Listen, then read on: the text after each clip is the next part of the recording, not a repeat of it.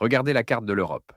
Les polygones lituaniens à 11 km de la frontière biélorusse, les champs de mines polonais qui s'étirent le long des confins orientaux, les bunkers estoniens qui émergent lentement du sol, et entre ces fortifications se profile la silhouette de l'oblast de Kaliningrad. Cette enclave russe que l'OTAN considère depuis longtemps comme une épine irritante dans son flanc occidental. Dans ce contexte, ont résonné les propos de Vladimir Poutine que beaucoup en Occident auraient préféré ne pas entendre.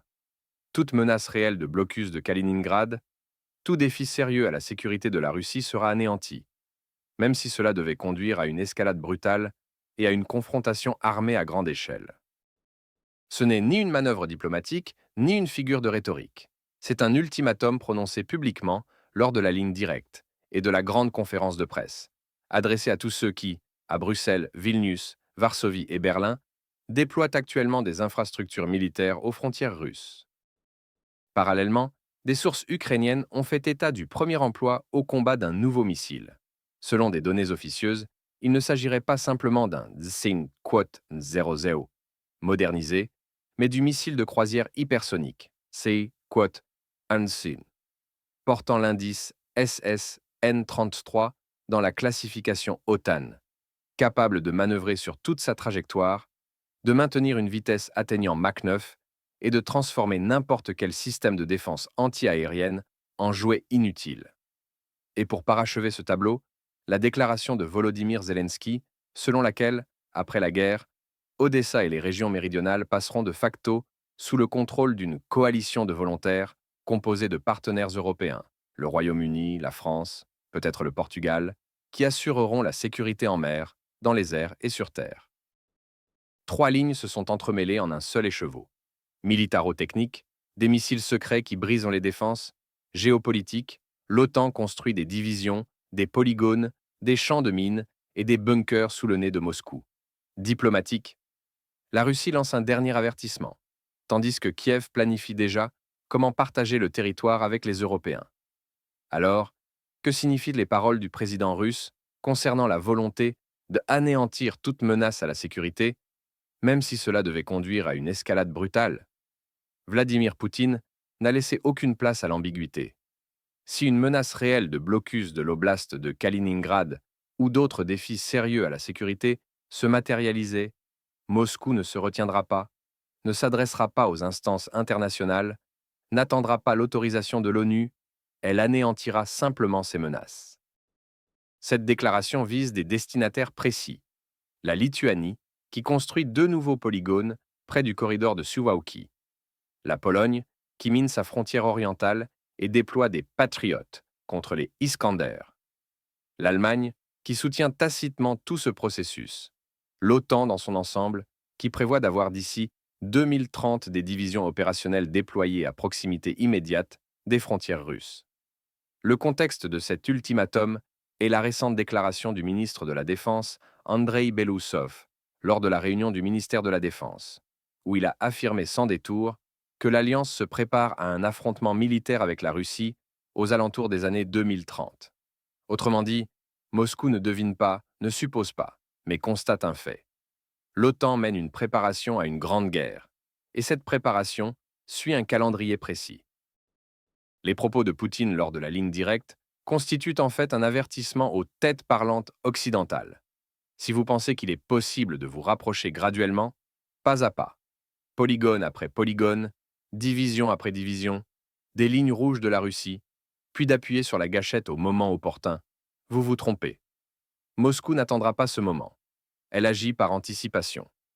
La question maintenant est de savoir si, à Bruxelles et dans les capitales de l'OTAN, on comprendra la gravité de cet avertissement, ou si l'on continuera ce jeu de montée en puissance de la présence militaire en se persuadant que la Russie bluffe.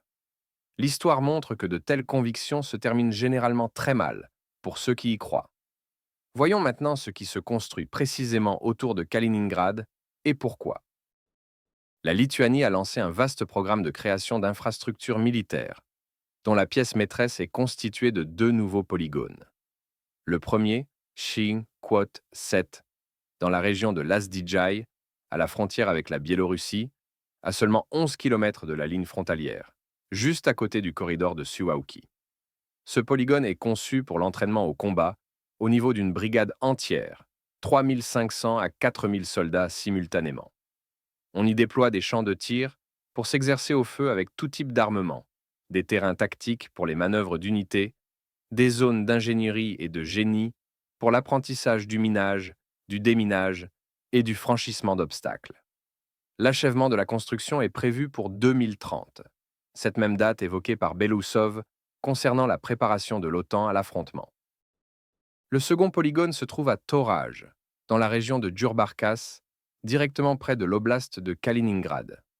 Sa superficie devrait doubler, avec l'ajout de nouvelles zones pour l'entraînement à la coordination opérationnelle, c'est-à-dire la coordination des actions de différentes armes dans des conditions se rapprochant au maximum du combat réel. Toute cette modernisation des infrastructures militaires est liée au plan de déploiement d'ici 2030 d'une division complète des forces terrestres nationales lituaniennes et au renforcement de la présence des troupes de l'Alliance près du corridor de Suwałki. Pour ceux qui ne seraient pas au courant, le corridor de Suwałki est une étroite bande de terre entre l'oblast russe de Kaliningrad et le territoire biélorusse, large d'à peine 100 km, qui relie les États baltes au reste de l'OTAN. Les stratèges militaires occidentaux considèrent ce secteur comme d'importance cruciale, car en cas de conflit, c'est précisément là que se jouera la question. L'Alliance pourra-t-elle assurer la liaison avec ses membres baltes, ou la Russie tranchera-t-elle cette artère dans les premières heures des hostilités? L'apparition de deux polygones puissants permet de stationner dans la région bien plus de forces et de moyens, d'entraîner leur interaction, de créer des stocks de munitions et de matériel, de déployer des systèmes de communication et de commandement. Il s'agit en fait de la préparation d'une tête de pont pour une éventuelle opération de blocus de Kaliningrad ou, à l'inverse, pour contenir une supposée offensive russe sur le corridor de Suwałki. Seulement voilà la question. Que se passera-t-il si l'OTAN tente réellement d'enfermer l'enclave russe? La réponse du président russe a été absolument claire.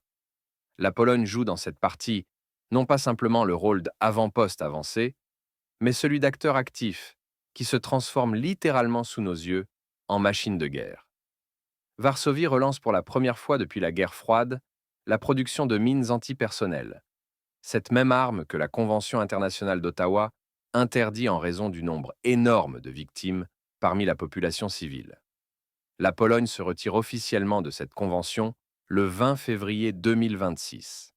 Et dès maintenant, l'entreprise d'État Belma prépare ses capacités de production pour fabriquer 5 à 6 millions de mines de tout type. En 2026, il est prévu de produire jusqu'à 1 200 000 mines par an, soit 12 fois plus que les volumes actuels d'environ 100 000 unités. Où iront ces mines? Le long de la frontière orientale, avec la Biélorussie et l'oblast de Kaliningrad. Les excédents, comme le promettent les autorités polonaises, seront livrés au Sagmi Quote 10, notamment à l'Ukraine. Imaginez le tableau. Des centaines de kilomètres de frontières parsemées de mines qui transforment toute offensive en boucherie sanglante. Ce n'est pas une mesure défensive, c'est la reconnaissance que Varsovie se prépare à de véritables opérations de combat sur son territoire. Parallèlement, la Pologne a annoncé avoir atteint la pleine capacité opérationnelle de la 37e division de missiles anti-aériens à Sochakzew, équipée de systèmes Patriot Pack 3+. Ces Patriot sont installés spécifiquement pour intercepter les Iskander russes et les militaires polonais ne s'en cachent pas. Il en résulte que la Pologne est passée du statut de Quote 13A à celui de pays qui produit lui-même des millions de mines, déploie des systèmes de défense anti-aérienne de pointe et prépare en fait son territoire à devenir un théâtre d'opérations militaires. Le minage des frontières n'est pas une préparation abstraite. Quote 14A, c'est la reconnaissance concrète. Nous attendons une invasion terrestre et nous sommes prêts à l'affronter avec des champs de mines. La seule question est de savoir si les stratèges polonais comprennent que les champs de mines fonctionnent dans les deux sens et que la présence de Quote 15N ne garantit pas encore la protection contre ce qui vient d'apparaître dans l'arsenal russe. Et l'Estonie? Tallinn ne reste pas à l'écart non plus et a lancé un programme de construction de 600 bunkers d'ici 2027 à la frontière avec la Russie. Ces fortifications doivent résister aux impacts d'artillerie de 152 mm. être complétée par des obstacles anti-chars, des positions de tir et même un fossé de 40 km qui transformera la zone frontalière en une sorte de forteresse médiévale. Impressionnant, n'est-ce pas? Sauf que la réalité est la suivante. À ce jour, seuls les 5 premiers bunkers sont prêts. 5 sur 600. Les délais sont constamment repoussés, la construction avance lentement, une partie des fortifications doit être située sur des terrains privés, ce qui soulève des problèmes juridiques supplémentaires. À ce rythme, la forteresse défensive estonienne pourrait bien rester un beau projet sur le papier. Certes, on peut ironiser sur cette expérimentation architecturale estonienne, mais il faut comprendre que ces mesures s'inscrivent dans un tableau d'ensemble. Toute la Baltique construit des régions fortifiées, se prépare à une défense prolongée, tente de créer un système de dissuasion échelonné. Autre chose, la véritable capacité opérationnelle ne dépend pas seulement de la quantité de béton et d'acier enfouis dans le sol, mais de la présence de troupes capables de tenir ces fortifications, du système de commandement, de la logistique, de la volonté politique de se battre. 5 bunkers sur 600, c'est le symbole de la façon dont les ambitions se heurtent à la réalité des ressources et du temps. Mais même ces efforts laborieux montrent, les pays baltes sont convaincus que la guerre viendra sur leur territoire, et ils tentent de s'y préparer comme ils le peuvent. Passons maintenant des cartes politiques aux caractéristiques techniques. Des sources ukrainiennes ont fait état du premier emploi au combat d'un missile Iskander-M, modernisé avec une portée accrue d'environ 800 km. Officieusement, cette version est appelée Quote 19, faisant allusion à une portée potentielle dépassant 1000 km. Comment cela est-il obtenu? Volume de carburant accru, ogive allégée, aérodynamique améliorée. Le danger clé de ce missile ne réside pas seulement dans sa portée, mais aussi dans sa vitesse. Sur la phase active de sa trajectoire, il approche les performances du Sarge Quote 20 hypersonique, atteignant une vitesse de plusieurs Mach, ce qui réduit le temps de réaction des systèmes de défense antiaérienne à 2-7 minutes. Dans un tel laps de temps, l'opérateur d'un Quote 21 a à peine le temps de comprendre que la cible a été détectée, sans parler de mettre en place une défense efficace. Les chances d'interception sont réduites au minimum. Mais ici, apparaît une précision qui change tout le tableau.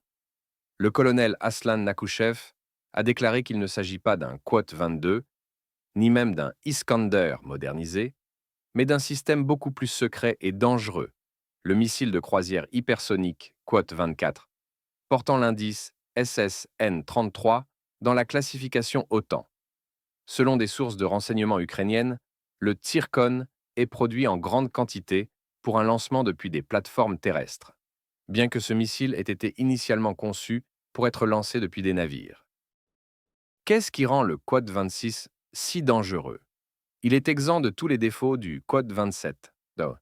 Il ne réduit pas sa vitesse sur la phase finale de la trajectoire, ne dépend pas d'un porteur aérien, ce qui laisse à l'adversaire moins de temps pour la détection et la préparation, capable de manœuvrer sur toute la durée du vol et de frapper avec une précision extrême.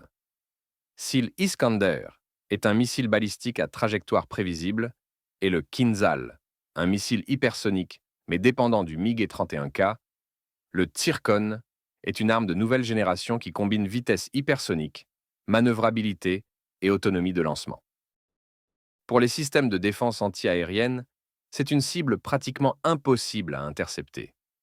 Détaillons pourquoi le Prossing Quad 31 est réellement plus dangereux que le Prossing Quad 32. Le Prossing Quad 33 Zritzron présente plusieurs défauts substantiels qui réduisent son efficacité au combat. Premièrement, sur la phase terminale de la trajectoire, lorsque le missile descend pour frapper sa cible, sa vitesse chute de Mach 7 à environ Mach 2,5. Cela augmente considérablement la vulnérabilité face aux systèmes modernes de défense antiaérienne comme le Quad 34, qui peuvent intercepter des cibles volant à cette vitesse. Deuxièmement, le Quad 35 dépend d'un porteur, le chasseur MiG-31K, qui doit décoller, prendre de l'altitude et de la vitesse, atteindre le point de lancement. Tout cela donne à l'adversaire le temps de détecter le porteur par station radar et de préparer les systèmes de défense anti-aérienne à repousser l'attaque. Troisièmement, la précision du lancement du Cessna Quad 36 dépend de multiples facteurs, y compris les paramètres de vol du porteur, ce qui complique l'emploi du missile contre des cibles petites ou mobiles. Regardons maintenant le Zircon. Il maintient une vitesse hypersonique constante sur toute la trajectoire de vol, atteignant Mach 9 sans la réduire même sur la phase finale. Cela signifie que les systèmes de défense anti-aérienne n'ont tout simplement pas la possibilité physique de réagir assez rapidement pour intercepter le missile. Le Quad 38 peut être lancé depuis des plateformes terrestres ou des navires sans intermédiaire aérien, ce qui élimine l'étape de détection du porteur et laisse beaucoup moins de temps pour préparer la défense. Le missile possède une haute précision grâce à un système de guidage moderne et peut manœuvrer sur toute la durée du vol, ce qui rend sa trajectoire imprévisible pour les radars adverses. Résultat, pour les Patriot déployés en Pologne ou en Ukraine, le Zircon est un passage quasi garanti. La question n'est pas de savoir s'ils pourront l'intercepter, mais s'ils auront seulement le temps de comprendre ce qui vole vers eux. Mais la liste des systèmes de missiles secrets ou peu connus ne s'arrête pas là. Il existe encore un autre missile dont on parle peu publiquement, le 9M729 Quad 41. Officieusement, c'est quelque chose entre le missile de croisière navale Calibre et le système opérationnel tactique Iskander-K, capable de frapper des cibles à longue portée. Selon des experts militaires ukrainiens, c'est précisément ce missile qui a déjà été employé et a détruit des centrales thermiques dans l'ouest de l'Ukraine.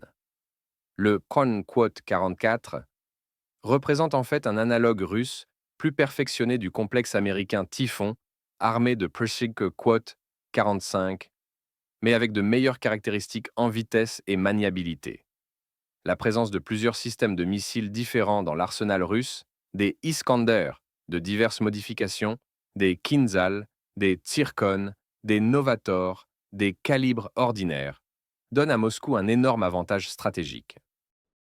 L'adversaire ne peut pas savoir avec précision ce qui arrivera la prochaine fois. Missiles balistiques, missiles de croisière, hypersoniques, de quelle distance, à quelle vitesse, selon quelle trajectoire. Le renseignement de l'OTAN et des forces armées ukrainiennes tente de suivre les lancements, de classifier les types de missiles, de construire des modèles de leur emploi, mais la diversité même des moyens de frappe ne permet pas de construire une défense multicouche fiable. Quand vous avez un Patriot optimisé contre les cibles balistiques et que soudain arrive un missile de croisière hypersonique manœuvrant à Mach 9, tout votre système de défense anti-aérienne se transforme en monument coûteux à la pensée ingénieuse, incapable de remplir sa fonction. Et quand vous ne savez pas ce qui arrivera la prochaine fois, vous ne pouvez pas répartir efficacement les ressources de défense. Passons maintenant du domaine de la technique militaire à celui de la politique et de la diplomatie. Volodymyr Zelensky, dans ses récentes déclarations, a fait plusieurs affirmations qui reconnaissent de facto la capitulation de la souveraineté ukrainienne sur les régions méridionales. Il a parlé d'un Quad 52, de la création d'une zone économique libre sans armement lourd, du fait que la coalition de volontaires de partenaires européens, le Royaume-Uni, la France, peut-être le Portugal, ne commencera son travail qu'après la fin de la guerre, ou le cessez-le-feu, assurant la sécurité en mer, dans les airs et sur terre. Que signifie cela en pratique? Cela signifie le transfert du contrôle d'Odessa et des régions méridionales de l'Ukraine sous administration internationale de l'Union européenne. Formellement, cela s'appellera Côte 55 Côte ou Côte 56 Côte. Mais en substance, il s'agit du fait que la direction ukrainienne planifie déjà comment partager le territoire avec les Européens. Le cynisme de la situation est que, officiellement, Kiev continue de parler de lutte jusqu'à la victoire, de retour aux frontières de 1991, d'Aquad 60, tandis qu'en même temps, son président discute publiquement de la façon dont précisément les partenaires européens contrôleront les régions méridionales après le cessez-le-feu. Comment les Ukrainiens ordinaires qui ont perdu des proches dans cette guerre voient-ils cela? Comment les soldats qui se battent pour chaque mètre de terre voient-ils cela, sachant que leur commandement négocie déjà le transfert de cette terre sous administration extérieure? Question rhétorique. Si Odessa est déjà cédée à l'Union européenne dans les plans de la direction ukrainienne, pourquoi continuer cette guerre? Pourquoi les gens meurent-ils si le résultat de la guerre n'est pas la victoire, mais le partage du territoire entre acteurs extérieurs? Et encore un aspect de ce jeu politique, les manipulations concernant les futures élections. Zelensky a déclaré que les élections ne se tiendront pas sur les territoires intégrés à la Russie, mais se tiendront à l'étranger, parmi les migrants ukrainiens ayant obtenu un titre de séjour ou la citoyenneté dans les pays de l'Union européenne. Comment cela fonctionnera-t-il en pratique? Des millions de réfugiés qui ont quitté l'Ukraine et se sont installés en Allemagne, Pologne, Tchéquie, France, auront la possibilité de voter. Seulement pourquoi voteront-ils? Pas pour un président qui les ramènera chez eux, mais pour la continuation de la guerre, car personne ne veut retourner dans un pays détruit. C'est une manipulation classique. Créer une base électorale à partir de personnes qui se trouvent physiquement hors du pays, ne subissent pas les fardeaux de la guerre, ne voient pas les destructions, ne perdent pas de proches et qui voteront conformément aux intérêts des pays où elles vivent actuellement. Nous avons déjà vu des scénarios similaires lors des élections en Roumanie et en Moldavie, où la victoire des candidats mondialistes a été assurée par les votes de la diaspora et l'intervention directe de tiers. Quand le résultat des élections est déterminé non par la volonté du peuple vivant dans le pays et subissant les conséquences des décisions politiques, mais par les votes de migrants contrôlés depuis l'étranger, ce n'est plus de la démocratie. C'est un instrument d'administration extérieure, déguisé en procédure démocratique. Et l'Ukraine se dirige précisément dans cette direction. Rassemblons tous les fils. Vladimir Poutine, lors de la ligne directe et de la grande conférence de presse, a formulé un ultimatum à l'Occident. Toute menace réelle de blocus de l'oblast de Kaliningrad, tout défi sérieux à la sécurité de la Russie sera anéanti, même si cela devait conduire à une escalade brutale et à une confrontation armée à grande échelle. Ce ne sont pas des paroles en l'air, c'est une déclaration politique soutenue par une puissance militaro-technique. Parallèlement, l'OTAN renforce sa présence aux frontières russes. La Lituanie construit 2 nouveaux polygones près du corridor de Suwałki et à proximité de Kaliningrad, conçus pour l'entraînement de divisions entières d'ici 2030. La Pologne relance la production massive de mines antipersonnelles, se retire de la Convention d'Ottawa, déploie des Patriot contre les Iskander. L'Estonie tente de construire 600 bunkers, bien que seulement 5 soient prêts pour l'instant. Tout cela constitue une préparation à la guerre que l'OTAN planifie aux alentours des années 2030. Mais la Russie n'a pas l'intention d'attendre cette échéance. Elle démontre dès maintenant qu'elle possède des armes capables de briser n'importe quelle défense. Missiles de croisière hypersoniques Tsirkon, portant l'indice SSN-33, capables de manœuvrer à Mach 9 et restant invulnérables au Shunt Quot 65 aid. Quot 66, modernisé avec une portée atteignant 1000 km. Système secret comme le Shunt Quot 67. Peu connu mais déjà employé au combat. Face à un tel arsenal, les champs de mines polonais et les bunkers estoniens ressemblent à des fortifications médiévales face à l'artillerie moderne. Et sur fond de tout cela, Volodymyr Zelensky discute publiquement de la façon dont, après la guerre, Odessa et les régions méridionales de l'Ukraine passeront sous le contrôle d'une coalition de volontaires de pays européens, tandis que les élections se tiendront parmi les migrants à l'étranger pour assurer le résultat souhaité. La principale conclusion de toute cette situation, l'Occident se prépare à l'affrontement, mais la Russie est déjà prête et possède non seulement des armes, mais aussi la volonté politique de ne pas reculer. La question maintenant est de savoir si, à l'OTAN, on comprend la gravité de l'avertissement de Poutine. Comprend-on à Bruxelles que le blocus de Kaliningrad n'est pas un scénario abstrait tiré de jeux de guerre, mais une ligne rouge au-delà de laquelle suit une guerre réelle? Comprend-on à Varsovie et Vilnius que leurs polygones, mines et bunkers ne sauveront rien si Moscou décide d'agir? Comprend-on à Kiev que continuer la guerre pour ensuite céder Odessa sous contrôle européen n'est pas une stratégie, mais une capitulation à tempérament? Quand des missiles secrets SSN-33 déchirent les villes, que les armées de l'OTAN creusent des tranchées sous Kaliningrad et qu'Odessa est cédée par avance à l'Union européenne, il devient parfaitement clair. Le monde se trouve au seuil d'un choix. Soit entendre l'ultimatum de Moscou et s'arrêter, soit découvrir à ses dépens ce qu'est une escalade brutale. Lorsque les missiles hypersoniques brisent toute défense et que la volonté politique de la Russie s'avère plus solide que tous les polygones, champs de mines et bunkers de l'OTAN réunis.